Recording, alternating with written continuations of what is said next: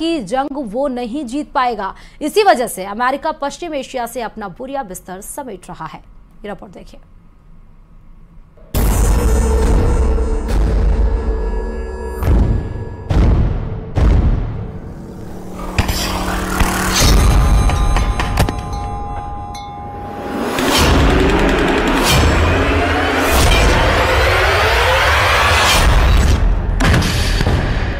Iran के war game का पूरा प्लान सामने आ गया है।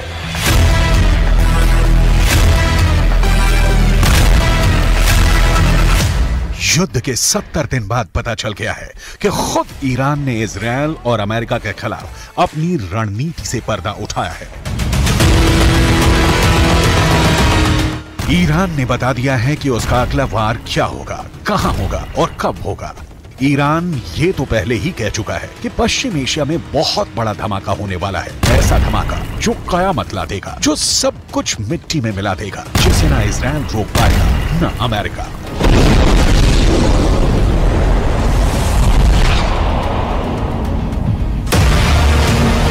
पर अब ईरान ने जो कहा है उसने अमेरिका और इजरायल की सांस हलक मिला दी है। ईरान की सेना की ब्रांच IRGC यानी इस्लामिक रिवॉल्यूशनरी गार्ड कोर के प्रमुख ने पूरी दुनिया के सामने सीना ठोक कर साफ साफ कहा है कि गाजा की लड़ाई तो बहुत छोटी है। ईरान का मकसद इजरायल को बहुत बड़ी जंग में घसीटने का है। इतनी बड़ी और पेचीदा जंग जिससे इजरायल और उसका दोस्त अमेरिका जितना बाहर निकलने की कोशिश करें उतना ही दलदल की तरफ फंसते चले जाएं।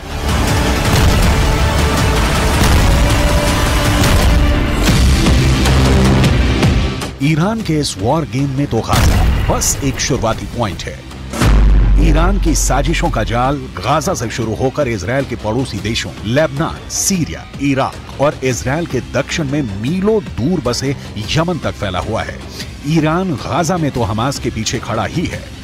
वो लेबनान में चरमपंथी संगठन हिजबुल्लाह से भी इजरायल पर हमला करवा रहा है और इजरायल के दूसरे पड़ोसी देश सीरिया में तो खुद ईरान मौजूद है। उसने वहां से इजरायल को घेर रखा है।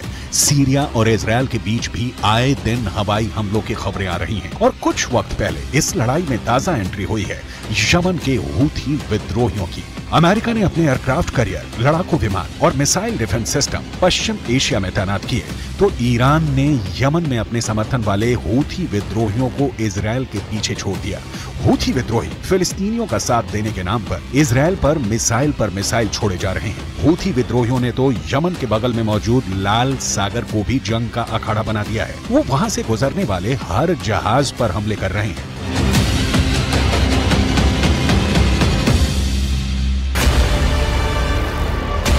हूथी विद्रोहियों ने कसम खाई है कि जब तक इजरायल गाजा में शांत नहीं होगा तब तक लाल सागर से उसका एक जहाज नहीं निकलेगा। हूथी लड़ाके लाल सागर में इतने हमले कर रहे हैं कि खौफ के मारे जहाज कंपनियों ने वो रूट पकड़ने से ही तौबा कर ली है। इस वजह से एशिया से यूरोप और यूरोप से एशिया जाने वाले पानी के जहाजों को पूरे के पूरे अफ्रीकी महाद्वीप का लंबा चौड़ा चक्कर लगाना पड़ रहा है, जिससे सफर महंगा हो रहा है और पूरी दुनिया पर उसका असर पड़ने लगा है। इसलिए अमेरिका और ब्रिटेन जैसे उसके दोस्तों को लाल सागर की पहरेदारी करनी पड़ रही है। हूथी विद्रोहियों से लड़ने के लिए उन्हें अपने जंगी जहाज समंदर में उतारने पड़े हैं और एक दिन पहले तो हूथी विद्रोहियों ने ड्रोन से ऐसे ताबड़तोड़ हमले किए कि अमेरिका और ब्रिटेन ने लाल सागर में 15 ड्रोन मार गिराए। तो क्या ईरान की चाल में फंस गए हैं अमेरिका और इजरायल?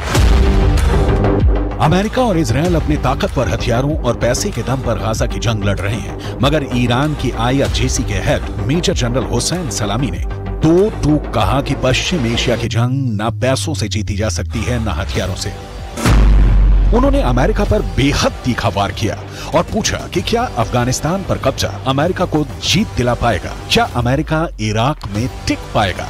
क्या अमेरिका सीरिया में जीत पाया या उसने वहां सिर्फ पैसा पानी की तरह बहाया? क्या अमेरिका करोड़ों डॉलर खर्च करके लेबनान या यमन में कुछ हासिल कर पाया या फिर उसे हार कर मैदान छोड़ना पड़ा? ईरान के मेजर जनरल ने अमेरिका पर जो सवाल उठाए वो अहम है। अफगानिस्तान उसका सबसे ताजा उदाहरण है। अमेरिका ने वहां 20 साल तक अपनी सबसे लंबी जंग लड़ी, मगर 2 दशकों में भी वो वहां से तालिबान का सफाया नहीं कर पाया। तो क्या ईरान अमेरिका के अफगानिस्तान वाली गलती को उसके और इजरायल के खिलाफ अपना हथियार बनाना चाहता है? क्या गाजा को इजरायल के लिए अफगानिस्तान बना देगा ईरान?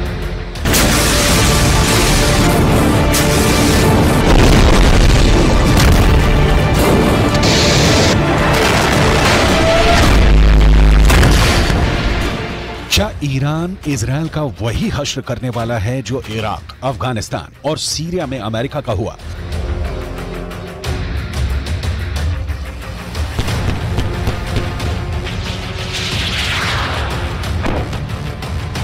ये सवाल इसलिए क्योंकि जिस दूसरे विश्व युद्ध के बाद अमेरिका सुपर पावर बनकर उभरा, उसके बाद वो मुश्किल से ही कोई अहम जंग जीता है। अमेरिका के साथ मुश्किल ये है कि वो एक साथ दुनिया के अलग अलग कोनों में कई मोर्चों पर लड़ रहा है। और जयपुर से बड़ी खबर आपको बता दें, जेजेएम यानी कि जल जीवन मिशन में भ्रष्टाचार का महा बड़ा खुलासा हुआ है। एनजेजेएम की रिपोर्ट में बड़े भ्रष्टाचार का खुलासा हुआ है। एनजेजेएम की टीम ने की थी मामले की जांच। रिपोर्ट में भ्रष्टाचार और अनियमितताओं से पर्दाफाश हुआ है। बेहद घटिया गुणवत्ता सामग्री लगाए जाने का खुलासा हुआ। केंद्र की थर्ड पार्टी इंस्पेक्शंस के निर्देशों की धज्जियां उड़ी हैं। बड़ी खबर आपको बता रहे, इस बीच में जयपुर से बड़ी खबर, जेजेएम में महाभ्रष्टाचार का बड़ा खुलासा किया गया है।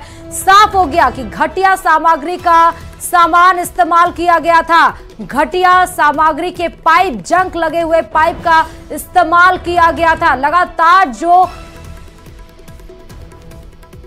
जेजेएम के कार्यों में कई चौंकाने वाले खुलासे प्लानिंग और डिजाइनिंग की सामने आई हैं। डीपीआर में भी भ्रष्टाचार, घटिया क्वालिटी के लगाए गए प्लास्टिक पाइप, बिना लैब टेस्ट के ही ये घटिया पाइप लगाए गए। ठेकेदारों को रंगीन बिलों का नियम के खिलाफ भुगतान किया गया है। जांच रिपोर्टों में भारी अनियमितताओं का एक बड़ा खुलासा हुआ है। एनजेजेएम की टीमों ने पेश की है जेजेएम के कामकाज की रिपोर्ट।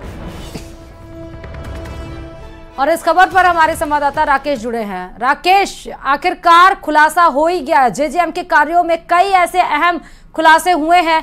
एक महाभ्रष्टाचार का पोल अब सामने आ गया है। राकेश, बिल्कुल, देखिए जिस तरीके से न्यूज 18 लगातार जल जीवन मिशन में भ्रष्टाचार के मामले उजागर करता रहा है, उसके बाद राष्ट्रीय जल जीवन मिशन जो केंद्र सरकार की एक बहुत बड़ी एजेंसी है, उसने इस जल जीवन मिशन के कार्यों की समीक्षा की है और जो रिपोर्ट आई है वो बेहद चौंकाने वाली है। चूंकि पिछली सरकार ने राजस्थान में जो जल जीवन मिशन के कार्य करवाए गए हैं, उन कार्यों में बहुत बड़े पैमाने पर भ्रष्टाचार हुआ है। यहाँ तक कि जहां पर जो स्टील के पाइप लगने थे, उन पाइपों की जगह प्लास्टिक के पाइप लगाए गए। और चौंकाने वाली बात यह है कि इन प्लास्टिक के पाइपों की गुणवत्ता भी जांच नहीं की गई। हाँ। और रनिंग बिलों का ही ठेकेदारों को भुगतान कर दिया गया। यानी जहां पाइप, जो लोहे का पाइप लगभग 2 से 2.5 हजार रुपए का एक अगर पाइप माने हम, तो वो उस पाइप की जगह एक 150 रुपए का पाइप लगाया गया और उसकी जांच के बिना ही भुगतान किए गए।